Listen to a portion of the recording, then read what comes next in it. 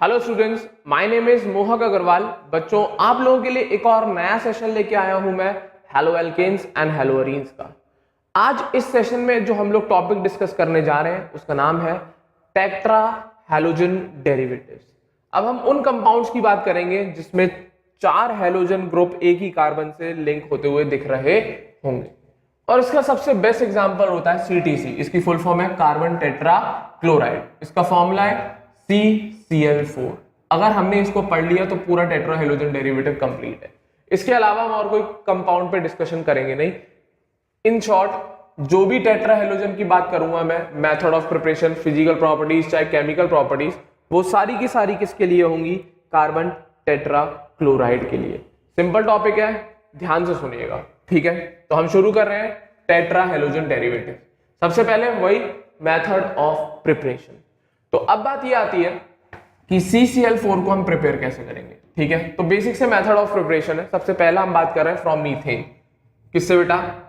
Methane, CH4 से। कुछ नहीं करो, हैलोजिनेशन करा दो। क्या करा दो बेटा? हैलोजिनेशन। क्लोरीन के साथ रिएक्ट कराना है इन प्रेजेंस ऑफ लाइट, और क्लोरीन कैसा लिया है? एक्सिस में। तो वही चीज हो रही होगी जो सबसे पहले जब मोनो हैलोजन डेरिवेटिव्स में पढ़ा रहा था। मैंने बोला था क्लोरीन रिएक्ट कराना लाइट के साथ, पहले CH3Cl, फिर CH2Cl2, फिर CHCl3 और सबसे लास्ट में CCl4 बन जाता है। तो वही चीज है, फ्रॉम मीथेन बना रहे हैं हम लोग, ठीक है? एक्सिस ऑफ क्लोरीन लिया, लाइट की प्रेजेंस में carbon tetra chloride plus 4HCl बन जाएगा। तो सिंपल मेथड ऑफ प्रिपरेशन है, कैसे? From methane. अब इसके अलावा क्या यूज करेंगे? दूसरे केस, हम इस कार्बन टेट्रा क्लोराइड को कार्बन डाइसल्फाइड की मदद से भी प्रिपेयर कर सकते हैं। तो सेम चीज है, बस रिएक्शन अलग है थोड़ी सी, ठीक है? कार्बन डाइसल्फाइड, सल्फर हटाएंगे, क्लोरीन बिठाएंगे, तो carbon disulphide plus 3Cl2 molecule. अब ये जो रिएक्शन होती है आयोडीन कैटलिस्ट की प्रेजेंस में होती है। किसकी प्रेजेंस में? I2 कैटलिस्ट की प्रेजेंस में। तो बहुत बेसिक सी रिएक्शन है, सल्फर हट जाएंगे और क्लोरीन लग जाएंगे, CCl4 बनेगा and this will be formed H2Cl2। इसको कहते हैं हम लोग सल्फर मोनोक्लोराइड। याद रखना, ये क्या बन रहा है? H2Cl2, sulphur monochloride. क्लियर है? तो बहुत सिंपल सी रिएक्शन है, इंपॉर्टेंट है, MOP है, मेथड ऑफ प्रिपरेशन, ठीक है? हाँ या ना? पहला मीथेन से, दूसरा कार्बन डाइसल्फाइड से। सिंपल है, ज्यादा कुछ है नहीं, दो ही मेथड ऑफ प्रिपरेशन है। चल रहा हूं मैं आगे। अगला, अब हम बात कर रहे हैं कार्बन टेट्रा क्लोराइड की फिजिकल प्रॉपर्टीज पे, कि फिजिकल प्रॉपर्टीज क्या? मेन इसकी केमिकल प्रॉपर्टीज है, ठीक है? बट फिर भी फिजिकल प्रॉपर्टी के बारे में एक दो पॉइंट इंपॉर्टेंट है, देख लेना। सबसे पहला, दिखने में कैसा है? कलरलेस है, बिल्कुल पानी की तरह है, बट स्मेल करेंगे तो बिल्कुल स्वीट ओडर है, मीठी सी खुशबू होती है, ठीक है? पानी में इंसॉल्युबल रहता है, क्लोरोफॉर्म भी इंसॉल्युबल था, ये भी इंसॉल्युबल है। तीसरी बात, हैवियर देन वाटर, क्लोरोफॉर्म भी पानी से हैवी था, ये भी पानी से हैवी है। एक खास बात ये है, ये नॉन इन्फ्लेमेबल है, आग पकड़ता नहीं है। अगर आप इसको जलाने की कोशिश करेंगे तो ये जलता नहीं है। क्लियर है? और last, boiling point 77 degree Celsius. तो बेसिक सी बातें हैं, ज्यादा कुछ है नहीं फिजिकल प्रॉपर्टीज में, ठीक है? तो अब मैं बात कर रहा हूं main chemical properties of carbon tetra chloride. यही कुछ है, जो भी कुछ है, इसी पे से क्वेश्चन बनते हैं जनरली, ठीक है? तो CCl4 की हम केमिकल प्रॉपर्टीज की बात कर रहे हैं। देखें, तो सबसे पहला बात आती है इसकी स्टेबिलिटी। क्या ये कंपाउंड स्टेबल है? और अगर नहीं है तो क्या रिएक्शन करता है और क्या बनाता है? तो पहली बात, एक चीज कार्बन टेट्रा क्लोराइड की खासियत है कि ये स्टेबल होता है, और इतना स्टेबल है कि आप 500 डिग्री तक इसको भी रिएक्ट कराओगे तब भी ये रिएक्ट नहीं करता। स्टेबिलिटी तो बहुत ही अच्छी खासी मिलती है इसकी, बट एक चक्कर है, अगर मॉइस्चर की प्रेजेंस होती है बेटा, किसकी प्रेजेंस होती है? अगर मॉइस्चर की प्रेजेंस होती है, ये डिकम्पोज कर जाता है। ये क्या कर जाता है? डिकम्पोज, ठीक है? और जैसे ये डिकम्पोज करता है तो एक प्रोडक्ट बनता है जिसको तुम जानते हो, फॉस्जीन। और कैसा होता है ये? जहरीला, पॉइजनस, ठीक है? कैसा होता है बेटा? पॉइजनस। तो सिंपल सी रिएक्शन है, CCl4 with water form COCl2, जिसे आप फॉस्जीन कह रहे थे। वैसे तो स्टेबल मिल रहा है, हीट करने पर भी डिकम्पोज नहीं हो रहा 500 डिग्री सेल्सियस तक। अगर वाटर के साथ मिलाए, पानी की प्रेजेंस हुई, तो आप इसकी डिकम्पोजिशन रिएक्शन देखने को मिल जाएगी तुम्हें, ठीक है? तो बहुत बेसिक रिएक्शन। तो वैसे स्टेबल है, बट पानी की प्रेजेंस में डिकम्पोज करके एक पॉइजनस कंपाउंड बना लेता है, जिसको हम फॉस्जीन के नाम से जानते हैं। चल रहा हूं मैं आगे। अगली केमिकल प्रॉपर्टी, रिडक्शन देखते हैं।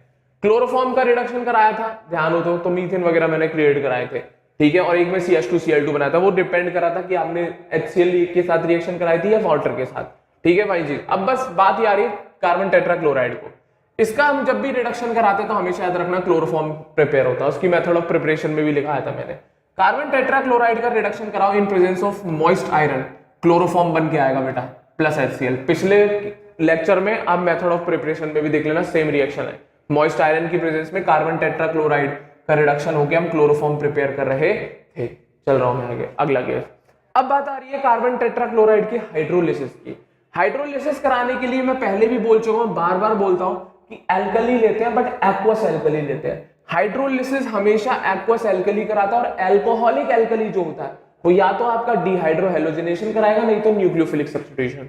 बट एक्वस एल्कली हमारा जो है वो हाइड्रोलिसिस कराता है। क्या कराता है बेटा? हाइड्रो। तो अगर नहीं लिखा है तो इसको एक्वस मेंशन कर लेना, ठीक है। तो कुछ नहीं, कार्बन टेट्राक्लोराइड एक्वस एल्कली है, बॉइल कर दे, जितने भी क्लोरीन है हट जाएंगे और उसकी जगह OH आके बैठ जाएगा। कौन आके बैठ जाएगा? OH। अब जरा एक बात गौर से सुनो, एक बात मैं पहले बोल चुका हूं, वापस बोल रहा हूं, एक कार्बन पे 2 OH स्टेबल नहीं होते। तो भैया यहाँ तो एक कार्बन पे 4 OH है, तो ये तो बिल्कुल भी स्टेबल नहीं होगा। और स्टेबल नहीं है तो क्या लूज होता है? वाटर। क्या लूज होता है बेटा? वाटर। हटा रहे हैं, देखें, इधर से OH, इधर से H, हट गया एक वाटर। दूसरा देख, इधर से OH और इधर से H, 2 वाटर। तो 2 वाटर निकल गए, बच रहा है क्या है? एक कार्बन इधर, एक ऑक्सीजन इधर, एक ऑक्सीजन इधर। तो एक तो CO2 बन जाएगा और एक वाटर। तो अगर आप गौर से देखो, कार्बन टेट्राक्लोराइड को अगर आप हाइड्रोलिसिस में भेजोगे तो क्या डिकम्पोजिशन हो गई? क्या हो गई बेटा? डिकम्पोजिशन। क्या हो गई? डिकम्पोजिशन। सिंपल सी रिएक्शन है, मार्क कर लेना। चल रहा हूं मैं आगे, क्लियर होगा हाइड्रोलिसिस। तो बेसिक सी रिएक्शन है, स्टेबिलिटी वैसे तो स्टेबल है बट मॉइस्चर के साथ रिएक्ट कर जाता है। और दूसरी बात, रिडक्शन कराओगे तो क्लोरोफॉर्म बनता है। क्या बनता है? क्लोरोफॉर्म। हाइड्रोलिसिस में डिकम्पोज। चल रहा हूं मैं आगे, अगली केमिकल प्रॉपर्टी, सबसे इंपॉर्टेंट नेमिंग रिएक्शन है, मार्क करके रखना, रीमर-टीमांस रिएक्शन। क्लोरोफॉर्म में भी पढ़ाई हुई है। क्लोरोफॉर्म में जब मैंने इसकी बात करी थी तो उसमें क्या बन रहा था? सैलिसल्डिहाइड। बस छोटा सा फर्क है, अगर आप क्लोरोफॉर्म की जगह उस रिएक्शन में कार्बन टेट्राक्लोराइड यूज कर लोगे, रहेगी वही रिएक्शन, बस प्रोडक्ट बदल जाएगा। वहां एल्डिहाइड बन रहा था, यहां सैलिसिलिक एसिड बनता है। तो बेसिक सी रिएक्शन है, phenol carbon tetrachloride aqueous KOH boil. Simple है, यहां पर पिछले में CHO लग रहा था, अब यहां पे इस केस में COOH बैठ जाएगा इसकी जगह। क्लियर है? तो यहाँ जो H था वहां CHO में कन्वर्ट हो रहा था, यहाँ पे COOH। वो सैलिसिल्डिहाइड बन रहा था, या salicylic acid, +4 KCl +4 water. Simple है, सेम रिएक्शन है, रीमर-टीमांस, वो भी है ये भी है, बस फर्क इसका है, वहां क्लोरोफॉर्म था, यहाँ कार्बन टेट्राक्लोराइड है। क्लोरोफॉर्म होगा तो एल्डिहाइड बनेगा, कार्बन टेट्राक्लोराइड होगा तो एसिड। सेम रिएक्शन है, कोई फर्क नहीं है। चल रहा हूं मैं आगे, अगला केस, रिएक्शन विद HF। किसके साथ बेटा? कार्बन टेट्राक्लोराइड को HF के साथ रिएक्ट कराओ तो एक स्पेशल कंपाउंड बन के आता है जिनको हम फ्रियोन्स कहते हैं, या क्लोरोफ्लोरोकार्बन सुना होगा आपने, CFCs, जो आपने पढ़ा होगा ओजोन डिप्लीशन वगैरह के लिए। तो कार्बन टेट्राक्लोराइड को अगर आप HF के साथ रिएक्ट कराओगे तो CFCs बनती है, या जिनको हम फ्रियोन्स कहते हैं वो बनती हैं। तो जरा रिएक्शन देख, 4 क्लोरीन है, 2 हटके फ्लोरीन बैठ जाएंगे, 2 HCl निकल जाएंगे। तो फॉर्मूला बनेगा CCl2F2। नाम कैसे लिखोगे? Dichloro difluoro methane. क्या नाम है?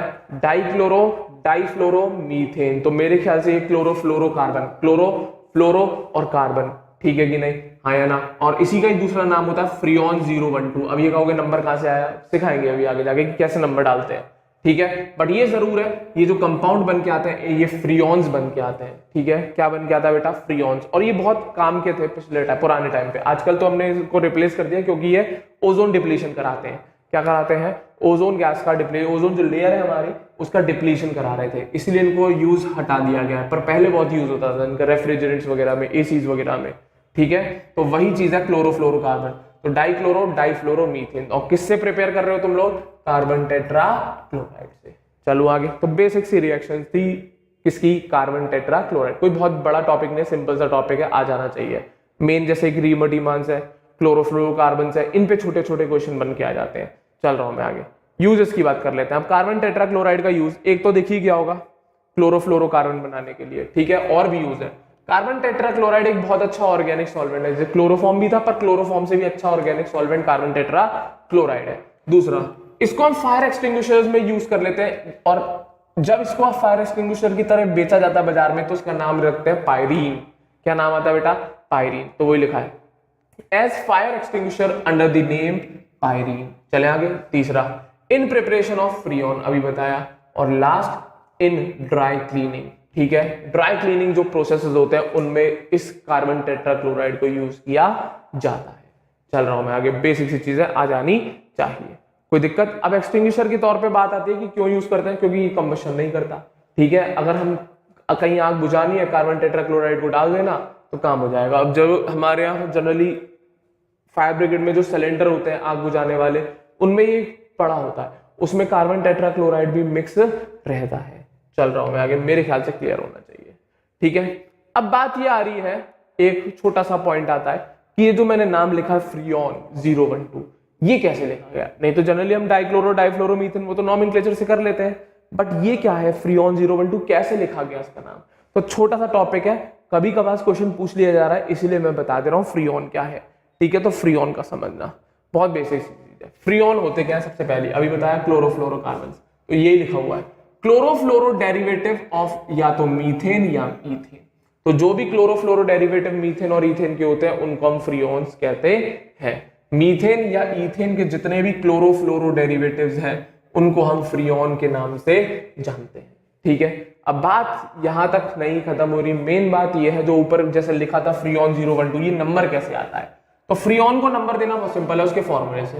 तो जब भी नंबर दिया जाता है तो 3 नंबर होते हैं, 0 1 2, जैसे लिखा था 1 2 3, हाँ या ना? अब इनका नंबर, पहला नंबर कौन डिसाइड करता है, दूसरा कौन करता है और तीसरा कौन करता है? तो उसके लिए एक बेसिक सा फॉर्मूला है। जो पहला नंबर होता है उसका मतलब होता है कार्बन का जो टोटल नंबर है उस फॉर्मूले में -1। जैसे कि एक फॉर्मूला साथ में लिखते चल रहा हूं, मैं बनाता भी चलूंगा, CCl2F2। अब इसका नाम फ्रीऑन तो हो गई, तो पहले फ्रीऑन तो लिख लो, फ्रीऑन तो लिख गया। अब नंबर डाल रहे, तो पहला नंबर बताता है तुझे कार्बन का नंबर, कार्बन से एक कम कर ले, तो इस फॉर्मूले में जितने कार्बन है उसमें से एक घटा ले। कितने कार्बन है? एक में से एक घटा तो क्या आएगा? पहला नंबर 0। दूसरा एन होता है जितने हाइड्रोजन है इस फॉर्मूले में उसमें एक जोड़ दे। अब जरा गौर से देख, कोई हाइड्रोजन है? नहीं, 0 0 में एक जोड़, मेरे ख्याल से 1 आ गया, तो 0 और दूसरा नंबर 1। और लास्ट वाला जो n है वो एक्चुअल में फ्लोरीन एटम्स का नंबर होता है इस फॉर्मूले में। अगर गौर से देखेगा तो फ्लोरीन एटम इस फॉर्मूले में कितने हैं? 2। तो ये नंबर ऐसे बनता है, ये नंबर ऐसे बनता है। तो अलग अलग फ्रीऑन्स के लिए अलग अलग नंबर्स डिनोट किए जाते हैं, और उन नंबर्स को डिसाइड करने के लिए कार्बन -1, हाइड्रोजन +1 और लास्ट नंबर F। तो कोई भी फॉर्मूला है आप लगा सकते हैं, अपने आप आंसर मिल जाएगा। तो CCl2F2 पे इसी फॉर्मूले को लगा तो 012 आएगा, CF3Cl3 पे Cl पे लगा 013 आएगा, C2HF3Cl2 पे लगा 123 आएगा, C2HF2Cl3 पे लगा तो 122 आएगा। तो आप खुद लगा के देंगे फॉर्मूलेस, आपको यही आंसर्स मिलेंगे। तो दीज आर कॉल्ड फ्रीऑन्स, या फिर इनको हम अपनी भाषा में क्लोरोफ्लोरोकार्बन्स बोलते हैं। क्या बोलते हैं बेटा? क्लोरोफ्लोरोकार्बन्स। हार्मफुल है ओजोन लेयर के लिए, चले, बट काम के भी है, रेफ्रिजरेटर्स वगैरह में काम आते हैं ये सब। चल रहा हूं मैं आगे, हाँ या ना? तो इतना ही था, आपके यहाँ ज्यादा है नहीं टेट्रा हैलोजन डेरिवेटिव्स के बारे में। एनसीईआरटी में तो बहुत ही ना के बराबर दिया हुआ है, बट आप एक बार रीड करके जरूर देखेंगे। मैं जो भी पढ़ा रहा हूँ, ऑर्गेनिक जितनी भी पढ़ा रहा हूँ, मेरे नोट्स की मदद से आप लोग एनसीईआरटी को ना भूलें, आप इसको पढ़ें, इसकी हेल्प लेके एनसीईआरटी आप समझोगे, बहुत आसान लगेगी। क्योंकि एनसीईआरटी में चीजें इधर उधर बिखेर के लिखा हुआ है, बट मैंने सारी चीजें एक ऑर्डर में लिखी है। आप इनको पढ़ना, समझना, फिर एनसीईआरटी रीड करना, एक एक पॉइंट क्लियर हो जाएगा। ठीक है, बट एनसीईआरटी को नहीं छोड़ना है लास्ट तक, पेपर के टाइम तक एनसीईआरटी को नहीं छोड़ना है भाई, क्वेश्चन उसी से ही बनते हैं। मैं बार बार बोल रहा हूँ ये वाली बात। चले आगे, तो मेरे ख्याल से यहां तक आप लोगों को सारी बातें क्लियर होंगी। अब हम बात करने जाएंगे अबाउट एरोमेटिक हैलोजन डेरिवेटिव्स। तो यहां तक आप लोगों का कंप्लीट होता है हैलोजन डेरिवेटिव्स। मैंने 2 पार्ट बताए थे, haloalkanes and haloarenes. तो अभी तक मैंने आप लोगों को हेलो एल्केन्स हर तरीके का कंप्लीट करा दिया है। ठीक है, अब इसके साथ आगे जो भी टॉपिक चलेगा वो सब एरोमेटिक हैलोजन डेरिवेटिव या हेलो अरीन्स के बारे में, जिसमें मैंने पहले ही बोला एक ही कंपाउंड पढ़ाऊंगा, उसी की सारी रिएक्शन चलती है, दैट इज क्लोरोबेंजीन। उसी पर टॉपिक पर डिस्कशन होगा, उसी का मेथड ऑफ प्रिपरेशन, उसी की केमिकल प्रॉपर्टीज, उसी की physical properties, A to Z उसी के बारे में बात चलेगी। और लास्ट सबसे इंपॉर्टेंट ग्रिग्नार्ड रिएजेंट की बात करूंगा इस सेशन में अभी आगे में। ठीक है, तो अभी यहां तक उम्मीद करूंगा आप लोगों को सारी बातें क्लियर होंगी अबाउट हेलो एल्केन्स, जिसमें मैंने मोनो, डाई, ट्राई और टेट्रा सारे पार्ट कवर करा दिए हैं। ठीक है, अब हम इसके बाद बात करने जा रहे हैं किसकी बेटा, आपके सामने है हेलो अरीन्स, जिसमें हम लोग डिस्कशन करेंगे अबाउट क्लोरोबेंजीन। ध्यान से देखें हेलो अरीन, तो क्लोरोबेंजीन का सबसे पहले हम बात करने जाएंगे उसका स्ट्रक्चर। तो सिंपल है, बेंजीन से बनाएंगे। बेंजीन का फॉर्मूला आप जानते हो, नहीं जानते तो देख लो जरा, ये रहा बेंजीन, C6H6 कहते हैं। तो क्लोरोबेंजीन और बेंजीन में थोड़ा सा फर्क है, ज्यादा फर्क नहीं है, ठीक है ना, सब्स्टिट्यूशन का फर्क है और कुछ नहीं है। जैसे कि ये कार्बन हो गए, ये सबके पास एक एक अपना हाइड्रोजन हो गया, ठीक है ना, तो ये आ गया तेरा बेंजीन, ये बेंजीन है C6H6। अब डबल बॉन्ड और रह गए, डबल बॉन्ड ऑल्टरनेट लगा दी, ये बेंजीन है। अब क्लोरोबेंजीन में क्या करना है आपको, बहुत सिंपल सी चीज, एक हाइड्रोजन हटा दे क्लोरोबेंजीन का, नॉर्मल बेंजीन का एक हाइड्रोजन हटा दे और उसकी जगह बिठा दे chlorine. This is the structure of chlorobenzene, जिसको हमने ऐसे दिखा रखा है। क्लियर है, तो बहुत बेसिक स्ट्रक्चर है, बिल्कुल बेंजीन के जैसा ही है, बस एक हाइड्रोजन हटा के आपको एक क्लोरीन ऐड करना है और वो क्या बन जाएगा तुम्हारा, क्लोरोबेंजीन। बेसिक सा, ठीक है। अब इसी के बारे में ही सारी बातें चलेंगी, इसी के सारे डिस्कशन होंगे, ठीक है, हाँ या ना। तो अब हम बात कर रहे हैं सबसे पहले इसकी method of preparation. Her topic में वही चीज पढ़ा रहा हूं यार, method of preparation, physical properties, chemical properties, बाकी एक्स्ट्रा जितनी भी बातें हैं वो सारी की सारी अपन लोग पढ़ चुके हैं रिएक्शन मैकेनिज्म में। और उसके अलावा हाइड्रोकार्बन से बहुत सारी रिएक्शन रिपीट होती हुई दिख रही होंगी अगर आपने वो दोनों सेशन ढंग से पढ़े हुए चैप्टर्स मेरे से, ठीक है। नंबर ऑफ रिएक्शंस रिपीट है भाई, ठीक है, कुछ ही नेमिंग रिएक्शंस है जिनको याद करना पड़ रहा है आपको। चल रहा हूं मैं आगे। तो हम सबसे पहले बात कर रहे हैं इसकी मेथड ऑफ प्रिपरेशन, कैसे प्रिपेयर करते हैं, कैसे होता है प्रिपरेशन इसका, और किस किस से हम इसको बना सकते हैं, और नेमिंग रिएक्शन भी अगर कोई आएगी तो देखेंगे। तो सबसे पहला इसका मेथड ऑफ प्रिपरेशन है बेटा किससे, बेंजीन से। किससे बनाएंगे, बेंजीन। अभी बोला है ना मैंने, क्योंकि इसका स्ट्रक्चर बनाने में कुछ नहीं है, बेंजीन बनाओ, एक हाइड्रोजन हटाओ और उसकी जगह क्लोरीन बिठा दे, तो वही कर रहा हूं मैं यहाँ पर बेंजीन से बनाने के लिए। तो कुछ नहीं, इसका हाइड्रोजन हटा के क्लोरीन लगाएंगे, तो रिएक्शन हो रही है, FeCl3 की प्रेजेंस में क्लोरीन के साथ रिएक्ट करा दे, FeCl3 की प्रेजेंस में क्लोरीन के साथ रिएक्शन करा दे, और जैसे इसकी रिएक्शन होगी तो ये फॉलो करेगा इलेक्ट्रोफिलिक सब्स्टिट्यूशन रिएक्शन। कौन सी फॉलो करेगा बेटा, इलेक्ट्रोफिलिक सब्स्टिट्यूशन रिएक्शन। H हटेगा, उसकी जगह क्लोरीन बैठ जाएगा, तो ये Cl2 है ना, एक क्लोरीन इधर बैठेगा, एक क्लोरीन H के साथ निकल जाएगा। रिएक्शन किसकी प्रेजेंस में हो रही है, FeCl3, ठीक है कि नहीं, इलेक्ट्रोफिलिक सब्स्टिट्यूशन। तो जरा गौर से देख, एक Cl यहाँ बैठ गया, एक HCl निकल गया, तो ये क्या बन के आ गया तेरा, क्लोरोबेंजीन। अब तुम कहोगे यहाँ ऑल्टरनेट डबल बॉन्ड हो तो सर्कल बनाया, यार एक ही बात होती है वो चीज, हाँ या ना। मेरे ख्याल से इतना जानते हैं आप लोग, नहीं जानते तो याद करें। ऑल्टरनेट 3 ट्रिपल बॉन्ड है या वो गोला बना दो, एक ही बात आती है, रेजोनेंस बताता है ये चीज, ठीक है, साइक्लिक रेजोनेंस। चल रहा हूं मैं आगे। तो सबसे पहला है बेंजीन से कैसे बना रहे हो, बेंजीन को रिएक्ट कराया है क्लोरीन और FeCl3 की प्रेजेंस में, सीधा क्लोरोबेंजीन बन के आएगा। चले, अब आ रहा है मेन वाला पार्ट, कौन सा, Sandmeyer reaction. Naming reaction है, स्पेशली क्लोरोबेंजीन के लिए यूज किया जाता है इसे, सेंड मेयर्स रिएक्शन। अब किया क्या था, कैसे प्रोडक्ट बना, क्या बना, क्या क्या हम यूज कर सकते हैं बनाने के लिए, वो सारी बातें चलेंगी। तो सेंड मेयर्स रिएक्शन की बात कर रहा हूं। तो सेंड मेयर रिएक्शन में जब हमने क्लोरोबेंजीन बनाने की बात करी थी, तो सेंड मेयर रिएक्शन हमें ये बताता है कि हम 1 डिग्री एरोमेटिक अमीन, जो कि कौन है, एनिलीन, कौन है बेटा, एनिलीन, इससे हम कैसे क्लोरोबेंजीन या और भी कोई बेंजीन है, मतलब क्लोरो या ब्रोमो या आइडोबेंजीन, ये सब उसी के डेरिवेटिव्स हैं। अब क्लोरीन की जगह आयोडीन या ब्रोमीन लगा दिया, ठीक है, कैसे हम एनिलीन से ये सारे प्रोडक्ट बना सकते हैं। तो सेंड मेयर रिएक्शन का सबसे सिंपल फंडा है, क्या करता है वो, इस एनिलीन को डायजोनियम सॉल्ट में कन्वर्ट कर देता है, और डायजोनियम सॉल्ट से हेलोबेंजीन या क्लोरोबेंजीन या ब्रोमोबेंजीन या आइडोबेंजीन बनाना बहुत सिंपल है, ठीक है। तो क्या करते हैं सेंड मेयर रिएक्शन में कि एनिलीन लिया या फिर 1 डिग्री एरोमेटिक अमीन, एक ही बात होती है यार, उसी को एनिलीन बोलते हैं, इसको सबसे पहले ट्रीट करा देते हैं किसी मिनरल एसिड के साथ, HCl वगैरह, HCl, HBr, HF, HI, इनके साथ रिएक्ट करा देते हैं, कोल्ड एक्वस मिनरल एसिड, और किसकी प्रेजेंस में, NaNO2 की प्रेजेंस में। किसकी प्रेजेंस में बेटा, NaNO2 की प्रेजेंस में, और इसको रिएक्ट कराना है बिटवीन 0 to 5 डिग्री सेल्सियस, इससे ज्यादा आप इसको हीट नहीं कर सकते, हाँ या ना। मेरे ख्याल से 0 डिग्री सेल्सियस पे काम हो गया, 0 से लेकर 5 डिग्री सेल्सियस तक के बीच में रिएक्शन चलती है। जैसे ये मिनरल एसिड और NaNO2 के साथ रिएक्ट करता है, ये एनिलीन कन्वर्ट हो जाता है डायजोनियम सॉल्ट में। तो वो डिपेंड करेगा कि आपने कौन सा मिनरल एसिड लिया, HCl लिया है तो यहाँ पे X की जगह Cl लगा लियो, HBr लिया है तो यहाँ X की जगह Br लगा लियो, HI लिया है तो यहाँ X की जगह I लगा लियो। तो तो जनरली हम लोग HCl की मदद लेके बनाते हैं। किसकी मदद लेके बनाते हैं? HCl की। क्लियर है? तो क्या बन के आ जाएगा? Diazonium salt, N2X। क्या कहते हैं बेटा? N2X। This is called diazonium salt.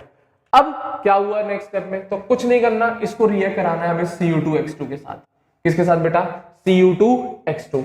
हाँ या ना? और ये X के लिए यहां पर स्पेशली बात है, यहां पर जो Cu2X2 में हेलोजन होगा या तो वो क्लोरीन होगा या ब्रोमीन, ना तो फ्लोरीन हो सकता है ना आयोडीन हो सकता है। जनरली ये Cu2X2 अगर आप यूज कर रहे हो या तो आप क्लोरोबेंजीन के लिए बनाने के लिए यूज कर लेना या ब्रोमोबेंजीन। इससे हम फ्लोराइड्स और आयोडाइड्स इस मेथड से प्रिपेयर नहीं कर सकते। ठीक है? अगर आयोडाइड प्रिपेयर करना भी है तो हम Cu2X2 की मदद नहीं लेते, उसके लिए कोई और चीज होती है, वो बहुत सिंपल होता है काम कराना।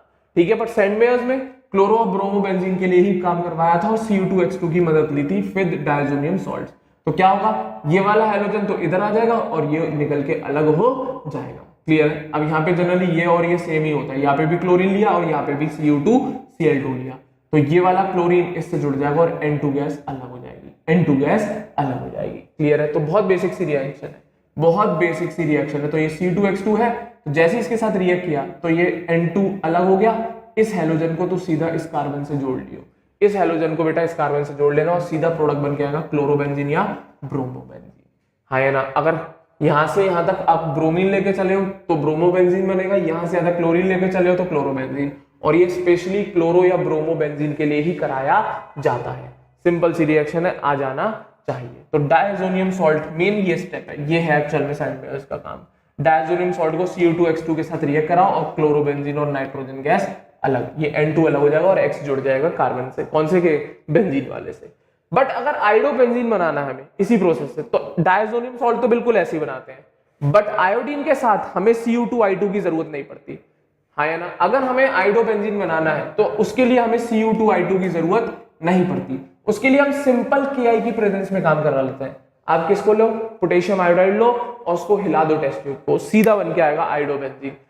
इस शॉर्ट आयोडोबेंजीन बनाने के लिए हमें ज्यादा मेहनत करनी नहीं पड़ती है, तो वहां पर हमारा काम Cu2I2 के अलावा Ki से आराम से हो जाता है, तो हमें Cu2I2 को लेने की जरूरत नहीं पड़ती। तो वही लिखा है, for iodo derivative Cu2I2 is not taken, presence of Ki is sufficient with shaking. हाँ या ना? कुछ नहीं, हीट भी नहीं करना, उस टेस्ट ट्यूब को हिला देना जिसमें डायजोनियम आयोडाइड बैठा हो Ki के साथ, तो सीधा आयोडोबेंजीन और नाइट्रोजन गैस अलग हो जाएगी, नाइट्रोजन गैस अलग हो जाएगी। तो सिंपल रिएक्शन है, ज्यादा कोई कलेश की बात है नहीं। And this is called Sandmeyer reaction, जिसमें हम एनिलीन से क्लोरोबेंजीन या ब्रोमोबेंजीन, एक्चुअल में बोलते हैं कि डायजोनियम सॉल्ट से हम क्लोरोबेंजीन या ब्रोमोबेंजीन को डिराइव करते हैं। ऐसी रिएक्शन का नाम है सैंड मेयर्स रिएक्शन। क्या नाम है? Sandmeyer reaction. उम्मीद करूंगा क्लियर होगा। तो ब्रोमो और क्लोरो डेरिवेटिव बनाना है तो Cu2Cl2 या Cu2Br2 यूज करना, पर आयोडोबेंजीन बनाना है तो Cu2I2 की जगह हम पोटेशियम आयोडाइड की मदद लेते हैं। That's it. मेरे ख्याल से क्लियर होगा। चल रहा हूं मैं आगे, अगली बात कर रहा हूं, मेथड ऑफ प्रिपरेशन फ्रॉम रे6 प्रोसेस। कौन सा प्रोसेस बेटा? रे6 प्रोसेस। एनसीईआरटी में नहीं है बट आपको पढ़ना है, इंपॉर्टेंट है। तो क्या करते हैं इसमें भी? इसमें बेंजीन, HCl और ऑक्सीजन की प्रेजेंस में काम कराते हैं। बेंजीन को HCl और O2 के साथ रिएक्ट कराते हैं इन प्रेजेंस ऑफ CuCl2। अब ये अलग है, पिछला वाला अलग था, वो Cu2Cl2 था, ये CuCl2 है, अलग अलग है दोनों चीजें। ठीक है? हाँ या ना? तो बेंजीन HCl और ऑक्सीजन के साथ जैसे ही रिएक्ट करता है तो क्लोरोबेंजीन बनते हैं 2 मॉलिक्यूल और वाटर निकल जाता है। क्या निकल जाता है? वाटर। तो सिंपल प्रोसेस है, रे6 याद करनी है, नेमिंग रिएक्शन है। Benzene in presence of HCl and O2 और कौन सा कैटालिस्ट लिया है? CuCl2, तो सीधा क्लोरोबेंजीन और वाटर निकल के चला जाता है। चल रहा हूं मैं आगे। अगला फोर्थ और भी आसान और सबसे इंपॉर्टेंट, फिनॉल। फिनॉल से कैसे? कुछ नहीं करो, आप क्लोरीनेटिंग एजेंट ले लो और सबसे बढ़िया है PCl5। तो PCl5 का तो आपको पता ही है क्या करता है, 2 क्लोरीन निकाल के देगा। कितने? 2 क्लोरीन। तो जैसे ही इस PCl5 ने 2 क्लोरीन निकाले, एक तो इस कार्बन के साथ चला जाता है और एक क्लोरीन इस H के साथ चला जाएगा। तो 2 काम तो आपके हो गए, एक तो बन जाएगा क्लोरोबेंजीन, एक बन जाएगा HCl। अब इधर का ये ऑक्सीजन बचा तो वो कहां जाएगा भाई? इसमें से जो 2 क्लोरीन निकले हैं, PCl3 बचेगा ना, ये क्या बचेगा? PCl3।